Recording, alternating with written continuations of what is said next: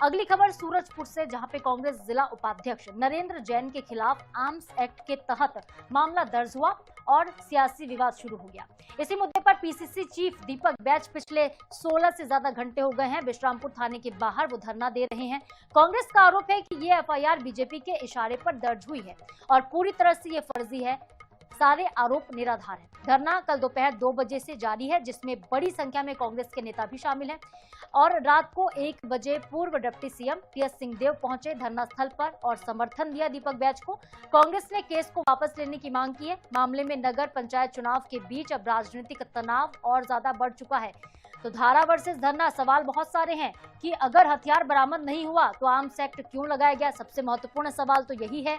और सवाल यह भी कि क्या विश्रामपुर का मामला अब पूरी तरह से राजनीतिक हो चुका है, क्या इसमें राजनीतिक रोटियां सेकने की कोशिश की जा रही है, क्या कांग्रेस इस मुद्दे को चुनावी सहानुभूति में बदलना चाहती है, क्या इसको सिंपथाइज किया जाएगा, ये भी बड़ा सवाल है।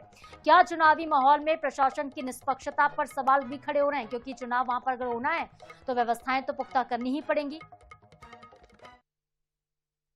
कांग्रेस के जिला उपाध्यक्ष के खिलाफ फर्जी एफआईआर को निरस्त करने की मांग को लेकर यहाँ पे कल से ही प्रदेश कांग्रेस अध्यक्ष दीपक बैज अपने समर्थकों के साथ यहाँ बैठे हुए हैं। कल से ही आप यहाँ पर बैठे हुए हैं, किस तरह से मांग है? आज लगातार दूसरे दिन सूरजपुर जिले के विश्रामपुर थाना में हम लोग धरने पर बैठे, क्योंकि शिवनंदनपुर में जस्ट थाने के बाजू में नगर पंचायत का चुनाव चल रहा है और हमारे कांग्रेस के नेता जिला कांग्रेस के उपाध्यक्ष नरेंद्र जैन के ऊपर फर्जी एफआईआर पुलिस प्रशासन ने दर्ज किया है।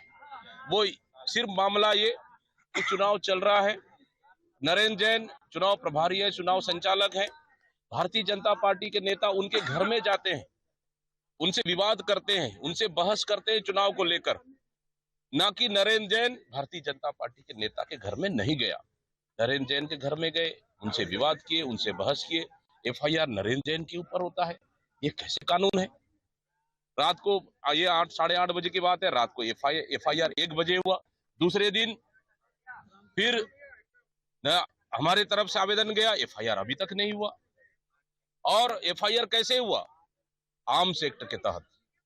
क्या चाकू चला है क्या? कोई घायल हुआ है क्या? तलवार चला है क्या? पिस्टल चला है क्या? AK-47 चला है क्या? हमने इसको लेकर कल थानेदार से यहाँ बात करने आए थे। उन्होंने एफआईआर आर्म्स एक्ट का धारा लगा दिया है। हमने पूछा क्यों लगाया है, अभी जांच करूंगा, जांच कराऊंगा, जांच करने के बाद फिर बता पाऊंगा। मतलब आर्म्स एक्ट का धारा आप बिना जांच किए लगा दिए, इसलिए क्योंकि भारतीय जनता पार्टी के जिला अध्यक्ष का लेटर पैड में शिकायत आया है, उसके आधार पर आपने एफआईआर कर दिया। इसलिए हम लोगों ने इस मांग को लेकर धरने पर बैठे हैं। कांग्रेस की बार बार की लड़ाई के मूड में आगे उनका साफ तौर पर कहना है कि जब तक हमारी मांगों को सरकार नहीं मानती, प्रशासन नहीं मानता, जब तक हम यहाँ पर धरना जारी रखेंगे। Naushad Ahmad, INA news, Surajpur.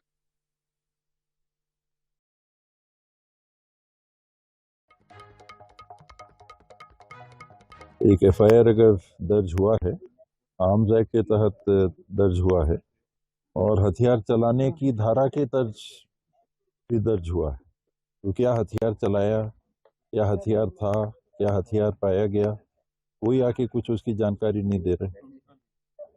चर्चा हुई तो वो कह रहे हैं कि अभी जांच कर रहे हैं। तो जांच कर रहे हैं तो फिर धारा कैसे लग गई? पार्टी के लोग ये पूछ रहे हैं कि अगर एक घटना घटी तो आप कार्रवाई करो, चाहे वो कोई भी व्यक्ति हो, कांग्रेस पार्टी के हो, अन्य किसी भी पार्टी के हो, कोई भी नागरिक हो, कोई गलत काम कर रहे हैं तो आप कार्रवाई करिए। तो गलत काम कर रहे हैं, क्या उनने धारा लगाई आर्म्स एक्ट का? तो कोई हथियार बरामद किया क्या?